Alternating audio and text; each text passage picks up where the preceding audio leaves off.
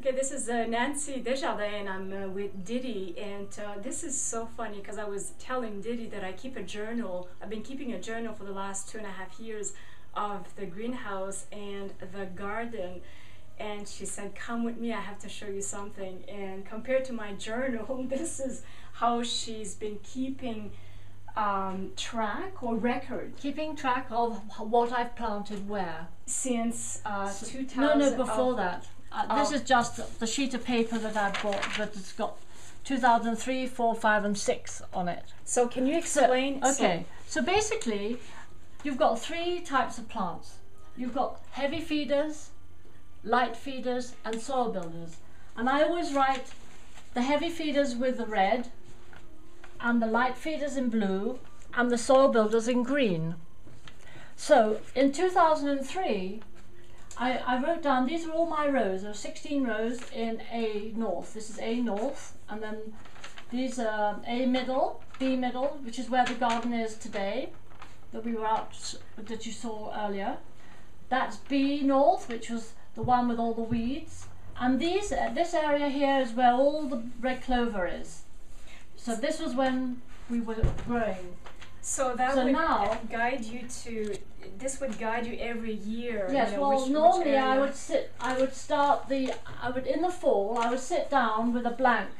2006 would be next year, and I would look at the record for the previous 3 years. And so from a soil builder, you go for a heavy feeder to a light feeder, and then you have a soil builder again.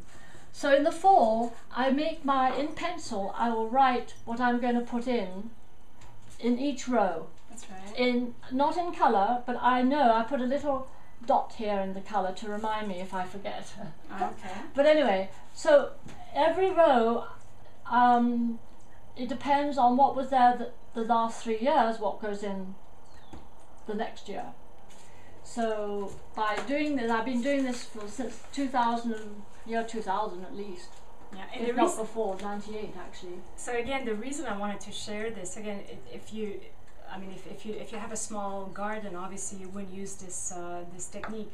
But like I mentioned, I use a small journal. But it's just to tell you how someone like Didi and Willie that are taking care of their soil on every year.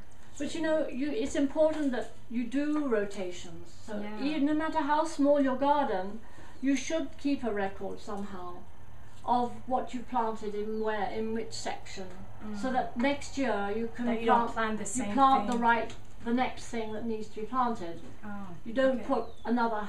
If you have a heavy feeder last year, you don't put a heavy feeder this year. Oh, Okay, you need to make sure that you go heavy feeder, light feeder, soil builder. Heavy feeder, light feeder, soil builder. And if you start with the soil builder, then you have the heavy feeder next. That's right. And if you start with the light feeder, then you've got the soil builder next. So I noticed a book here. Is that a book that you would recommend? Well, that's what we started with. So the book Joy is of Gardening. Dick Raymond. Yeah. So, and it's organic care gardening or just No, not necessarily. Oh, yes, it is, but he doesn't call it organic.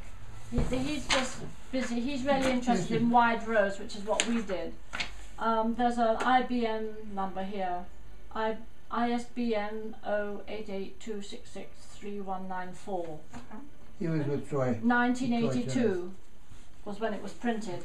But this was just a good way for 2 people who didn't know what they were doing. Gave us an idea of what we would do. He recommends mulch, wide rows and all those sort of things. Like a lot of the basic things that we do, because mulching is very important for us. And I noticed you have a book on biodynamic, but we're not going to Yes. talk about that Yeah, today. that's my new learning. So you're really up to date. I'm learning about biodynamics, and so you get a calendar. You need to do a course in to do biodynamics. You need to understand a lot more. There's a lot more. It's more to do with energies. That we're surrounded by energies, That's the planet right. energies, and the. So this is. Can we just kind Yes, of yes, touch a little bit okay. of that? Mm. So this is a. I don't know if you can see here. This is a biodynamic calendar. And it tells me, what kind fruit, for instance, would be something like a tomato, or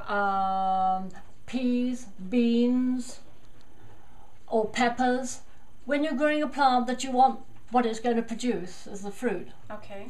then that's when you plant it. The root crops would be something like a carrot or a potato or onions, garlic, because we want what's in the soil, the root part. So yesterday was the full moon. So then the next 3 days, and I noticed here. Yeah, well then here would we've be got, the fruits. where are we? That was Yes. Friday, last night, or Thursday night. So yesterday there was flower in the morning. Actually no, it was really only till 7 o'clock. But in the afternoon it's changed to leaf. So today, well yesterday I started working on cabbages. Because the brassica, which is cabbage, cauliflower, Brussels, kale, That's right. they're all the same family. They're called the brassica family, and they're all leaf, because that's what we want to eat, is the leaf. That's right. So I've started working on the row that I'm going to be planting the cabbages in. Okay. Yeah. Good. And tomorrow I'll plant, I might plant them tonight or tomorrow. But we've got 2 root days here, so I've got plenty of time to do it. Wow. Okay, that's. Well, not root days, leaf days, I mean, leaf. Okay. Good. And then it follows. So you have a fruit day, and then you have a root day, and a flower day, and a leaf day. And so, Good. but biodynamic is kind of like the next Step. level. The next level from organic. For me, it's stepping up one more notch. Exactly. Wow. That's so Yeah. interesting. Yeah. I mean, this is another. We can do another video for this one. Thank you, Didi. You're very welcome.